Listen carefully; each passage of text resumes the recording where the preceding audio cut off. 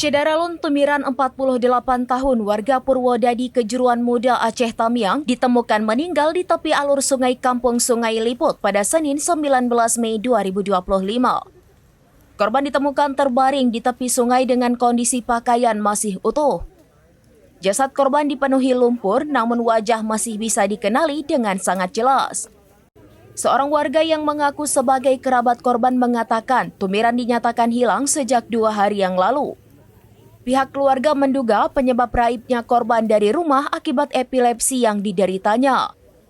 Lebih lanjut, dia menjelaskan penyakit epilepsi ini sudah lama diderita pria yang masih melajang itu. Saat masih hidup, korban sempat aktif bekerja di perusahaan perkebunan kelapa sawit. Kapolsek Kejuruan Muda Ibtu Aulia Budiman terlihat berada di lokasi kejadian. Aulia bersama anggotanya turut membantu mengevakuasi jasad korban bersama BPBD dan TNI. Jasad korban selanjutnya dibawa menggunakan ambulans Puskesmas Kejuruan Muda ke rumah keluarga yang berjarak kurang lebih 2 km. Aulia menjelaskan dari pemeriksaan awal tidak ditemukan bekas penganiayaan atau bekas luka di jasad korban. Hal ini pula yang membuat keluarga memutuskan tidak memperkarakan kematian ini. Dari Aceh Tamiang, Rahmat Wiguna, serambinews.com.